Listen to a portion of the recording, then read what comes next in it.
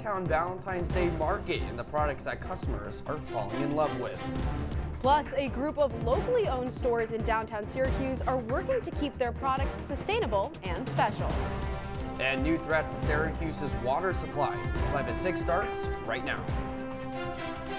This is CitrusTV News Live at 6, your campus news leader. Love is in the air. Welcome to News Live at 6. I'm Max Williams. And I'm Isabella Galan in for Marie Ashkar. We begin tonight taking you inside the Valentine's Day market right here in Syracuse, where shoppers can buy all types of gifts for their loved ones this Valentine's Day. Roman Verna kicks us off with this one. Amid one of the snowiest winters in recent Syracuse history, the Valentine's Day market at the City Hall atrium offers a much-needed break from the weather.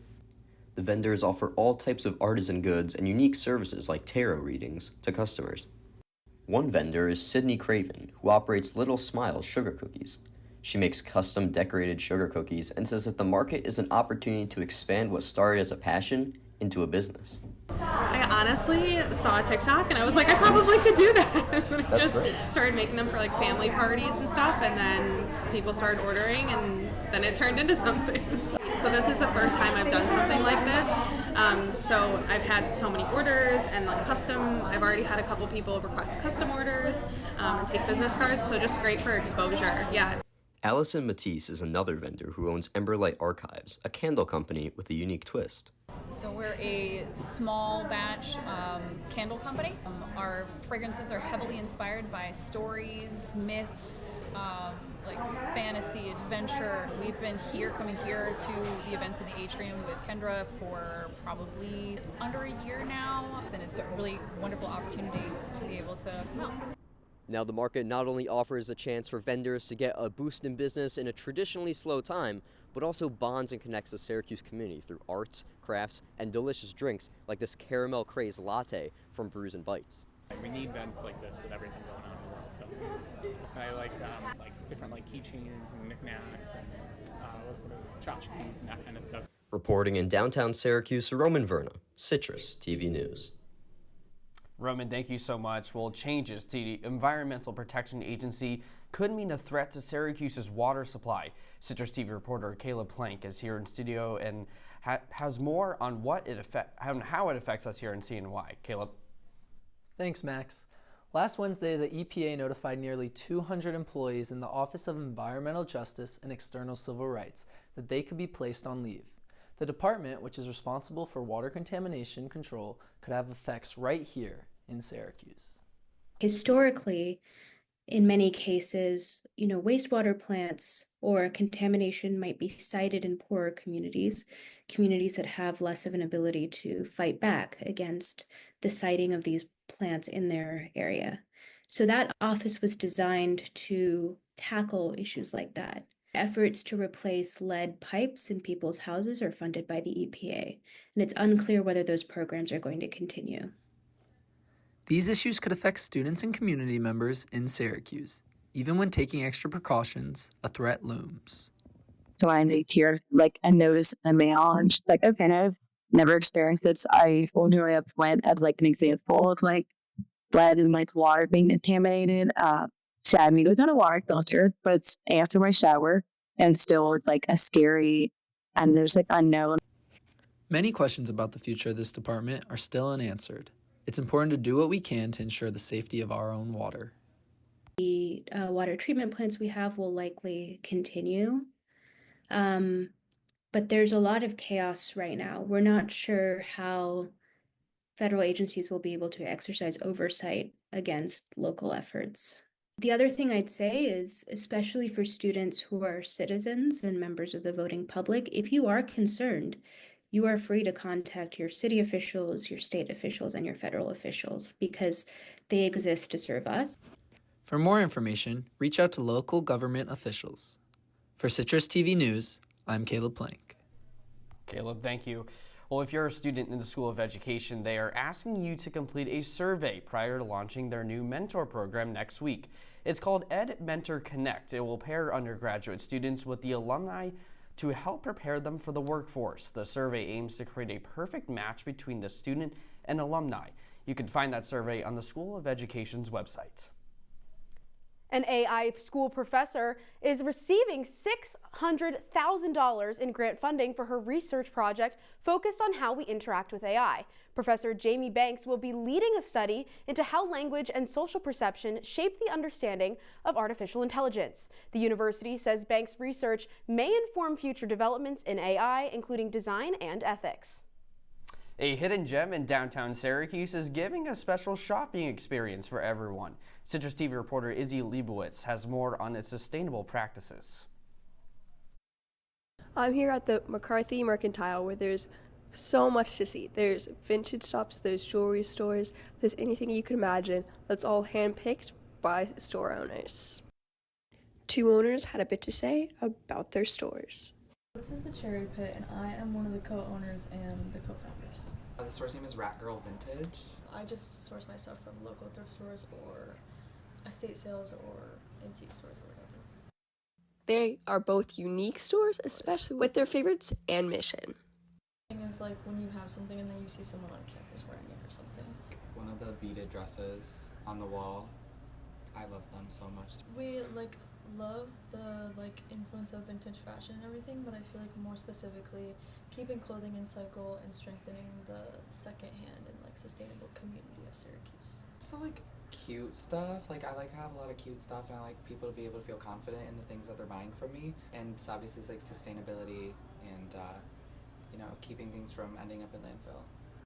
Customers had some hopeful words to say about the Mercantile. I've been here a handful of times, and it's just nice to see the different items that rotate in and out. At the McCarthy Mercantile, I'm Izzy Leibowitz with Citrus News.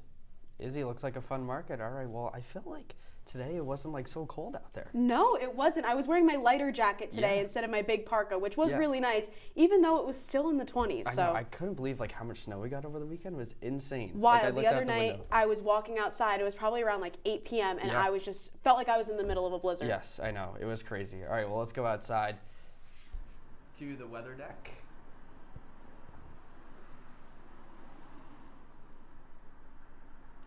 Thanks, Bella and Max. Yeah, I'm standing outside right now, and since the sun just went down, it has gotten so much colder. I'm wearing my new hat my dad made me and gloves, and it's not enough. My fingers are still freezing because it's only 24 degrees outside right now with a feels like temperature of 16 degrees.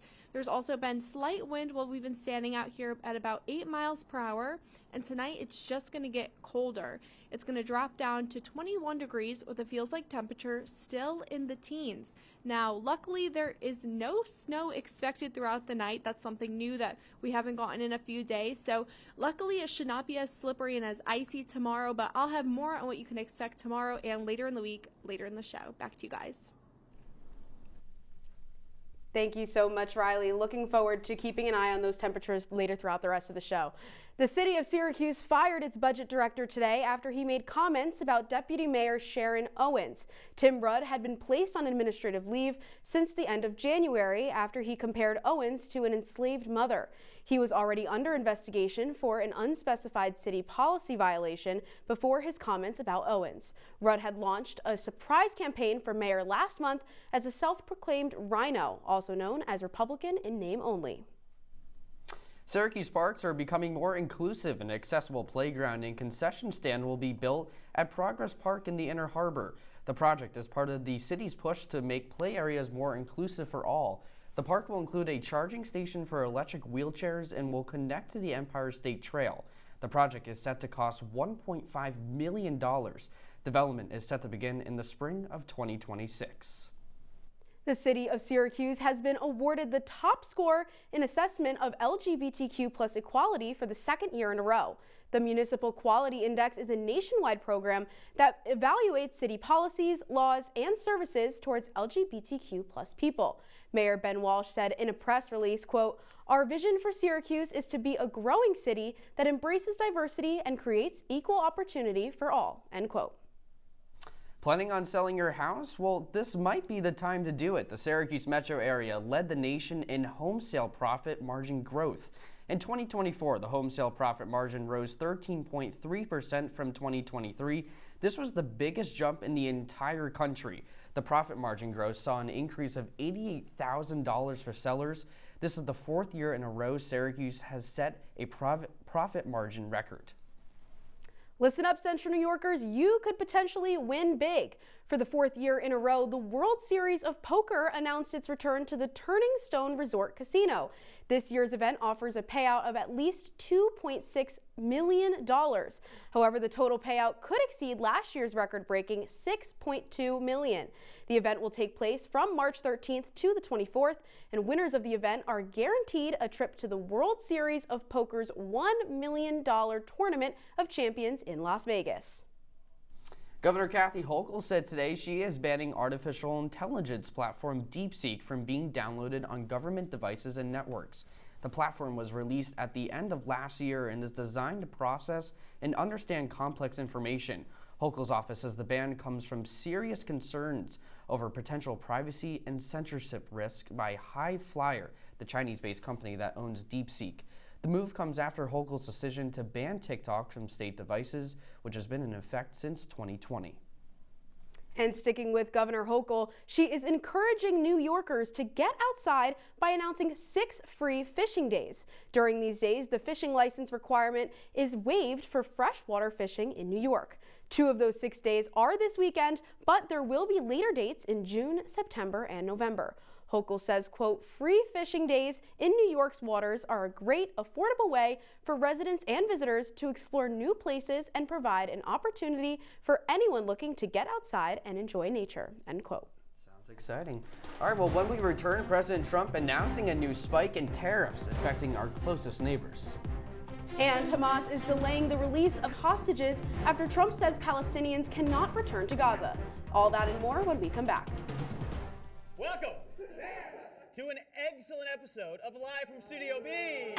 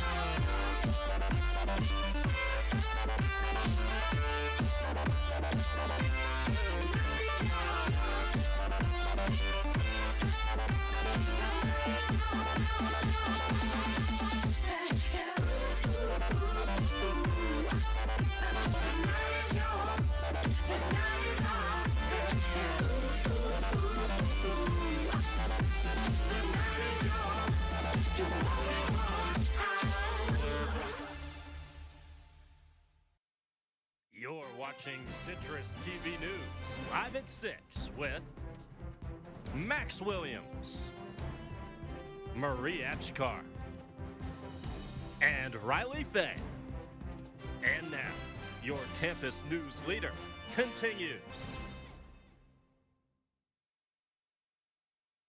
Yeah, any steel coming into the United States is going to have a 25% tariff. What about aluminum, sir? Aluminum too. 10%? 25%.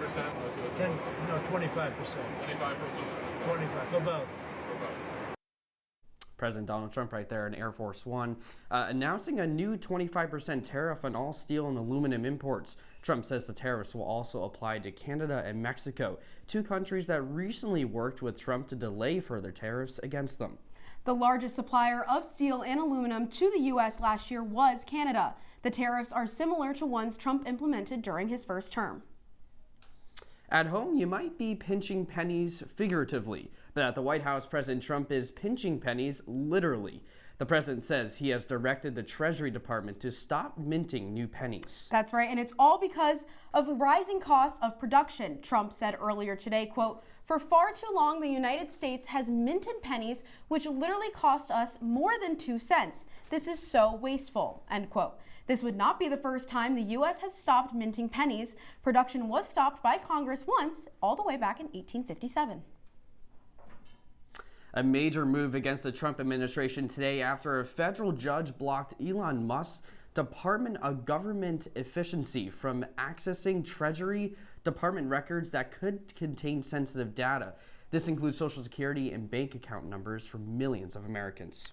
That's right, Max. And the 19 Democratic attorney generals have sued President Donald Trump, alleging his administration violates federal law by allowing access to Musk's team. Musk says his team is saving taxpayers millions of dollars. Well, over in the Middle East, Hamas says it will delay the further release of hostages after accusing Israel of violating their ceasefire deal. The delay came after President Trump's recent comments that Palestinians from Gaza would not have a right to return under his plan to own the territory. Hamas and Israel have carried out 5 hostage and prisoner swaps since the ceasefire went into effect last month, freeing 21 hostages and over 700 Palestinian prisoners. Coming up on Live at 6, I'll have more on your 5-day weather. Stay with us. Welcome to my house. Lately, not my happy place. Everybody's pretty tired of each other. The parents were not themselves. My little brothers were morphing into small creatures. The walls were closing in. Clearly, a case of too much family, too close, 24/7. And there's a lot of that going around right now. If this sounds like your house, try going someplace new. YourLifeYourVoice.org. You'll find lots of ideas to help you handle the family stresses of being confined to close quarters. YourLifeYourVoice.org. It might not get you out of the house, but it could help you find a little more breathing room.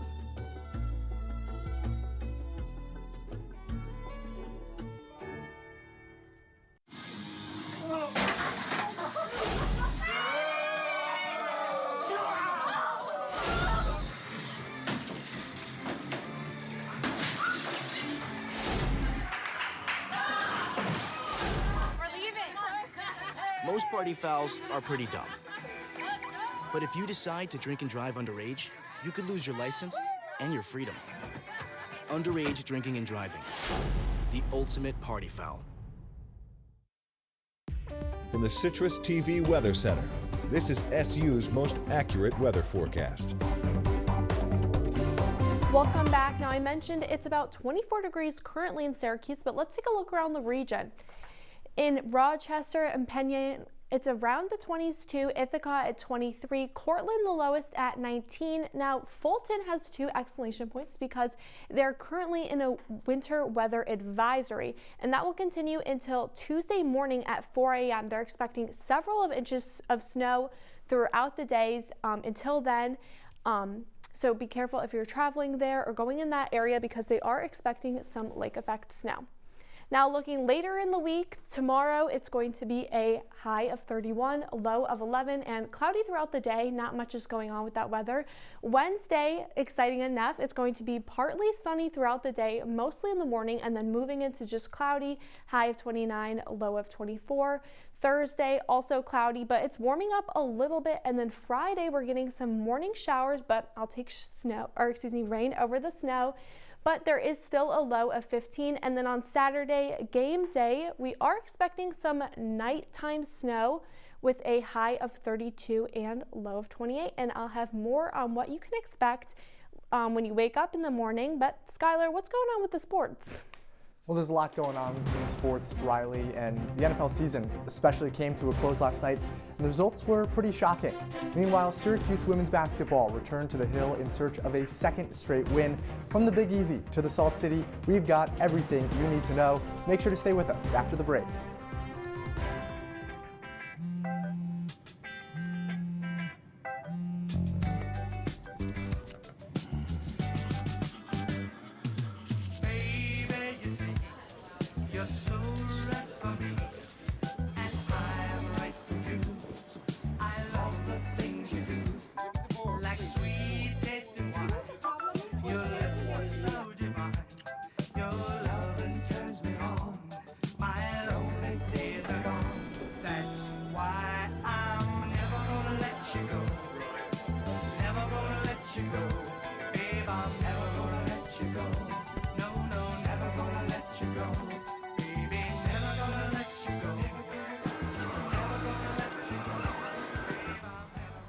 Here you go.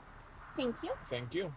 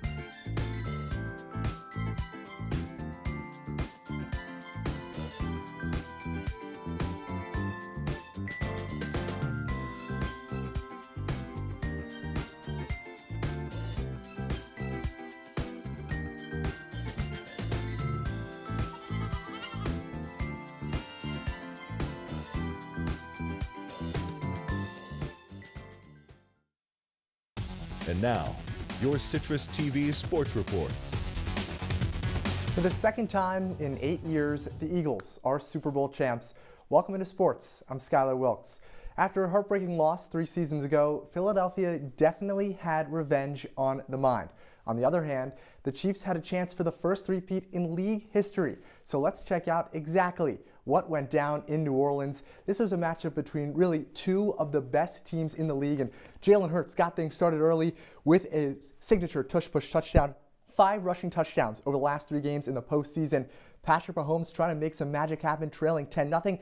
And oh no, it's intercepted. Cooper DeJean, the rookie, his first career interception, takes it all the way back to the house. That makes it 17-10 Eagles. And Philadelphia wasn't done. Jalen Hurts slinging it over to A.J. Brown, who waltzes in the end zone. 24-0 halftime lead for the Eagles. That was the second largest halftime deficit in Super Bowl history. You'd have to go all the way back to 1988 when Washington led Denver by 25. And it's getting even uglier. Patrick Mahomes trying to do anything possible, but this happens. Milton Williams forces the ball loose and recovers it. It's the Eagles who hang on to win 40-22 in pure dominant fashion over the Chiefs to win their second Super Bowl in franchise history, and certainly a day to forget for Kansas City. That Philly defense was beyond dominant. Patrick Mahomes was sacked a career-high 6 times, even though the Eagles didn't blitz once. But when it was all said and done, Jalen Hurts secured MVP honors. The signal caller threw for over 220 yards and 2 touchdowns while completing almost 80% of his passes. Hurts also added over 70 yards and a score on the ground to guide Philadelphia to its second Super Bowl in franchise history. Now on the hardwood and back in Syracuse, SU women's basketball battled Wake Forest yesterday. While the Orange had just 3 ACC wins coming in, the Demon Deacons were even worse. Wake had lost 2 in a row and only earned 1 conference victory. Fortunately, though, this matchup was better than the records entailed.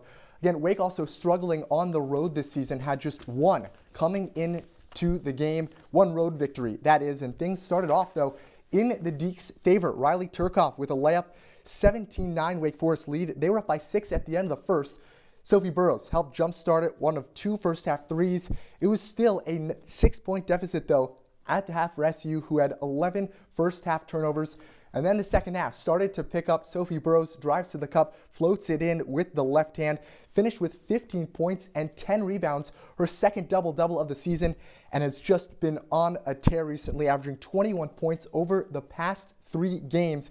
Syracuse outscored Wake 23-9 in the fourth quarter to win 62-50. It's also Georgia Woolley, though, who led the way with a game-high 21 points. The Guard hadn't scored that much since the first game of the new year. It was also the 10th time this season that Woolley led the Cuse in scoring. The Orange have now doubled their ACC win total in less than a week. That momentum should come in handy ahead of Syracuse's cross-country trip that starts on Thursday against Stanford. Meanwhile, second-ranked SU men's lacrosse is in the midst of a game right now with 16th-ranked Towson. It's a rematch of last year's first-round NCAA tournament game where Syracuse came out with a 5-point win. Well, the Orange are up over the Tigers 9-5 in the third quarter. So far, 5 different Cuse players have scored, with attackman Owen Hiltz in front of everyone with his first hat trick of the season, trying to help Gary Gates' squad finish strong and secure its third consecutive 3-0 start.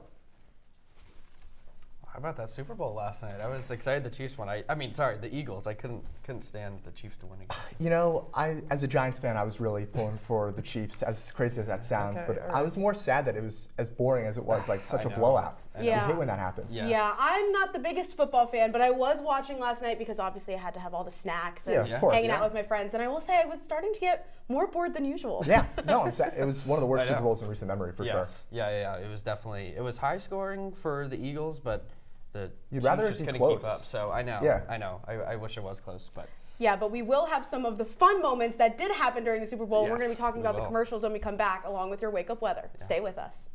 When I was in foster care, I never knew when I would have to move. So I always had my suitcase ready to go. Then one day, I was adopted. My new parents opened their hearts and home to me. My parents cook my favorite breakfast for me every morning. My parents take me on trips I never thought I would go on. They gave me a home and an even better reason to use that suitcase. My parents aren't perfect, but they're perfect for me. Jason, let's go see your room.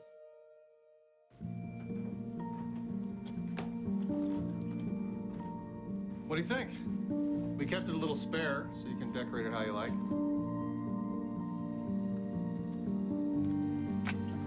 Dinner! Go. Excellent. Soccer is fun. Yeah, I saw you guys out there. We're the family. Yeah! Oh, I thought you were on my team. Wait.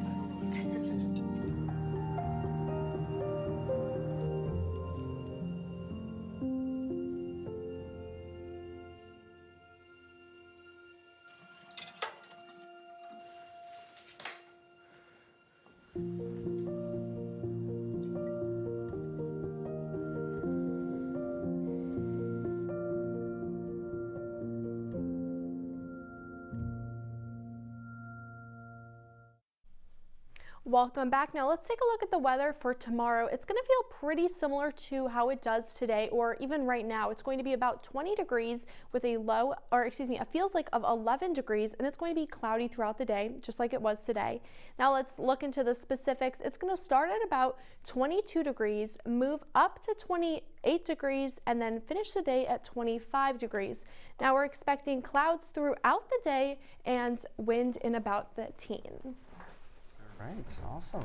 Well, for those not interested in watching the matchup between the Chiefs and the Eagles, which I don't really blame you, or the halftime show featuring rapper Kendrick Lamar, the Super Bowl commercial had something for everyone. Yes, that indeed it did. The commercial showcased flying mustaches and an intense pickleball game, but there were also plenty of others. So I want to know what your favorite commercials were. Max, we'll start with you. Yeah, I love the sloth one from like the Coors Light. Yes. I have an 8 a.m. on Mondays, so I feel like I'm always like sluggish, like a sloth. So it advertised like slow Mondays. So that was. I like that. I like the one where it threw in all like the different characters from the commercials. Instacart one. Yes. That was my favorite too. They had Mr. Clean in there. They had the Kool-Aid Man. They had all the little the little dogs, and they were running around with the hot dog. It was so cute. Riley, what about you? I loved the kid in the hot hospital with the boxing gloves. I thought that was like so precious. The ones that tug at your heart always get me. Yeah, there were a lot of those too, but also a lot of great funny ones as well that were definitely keeping the attentions of people like me, but not necessarily the biggest football fans, but keeping me in the living room watching the show. That's the most important part.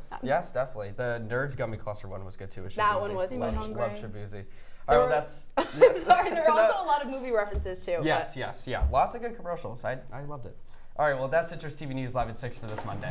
Don't forget, you can follow us on X and Instagram at CitrusTV News. Now for the entire Citrus TV News team, I'm Isabella Galan.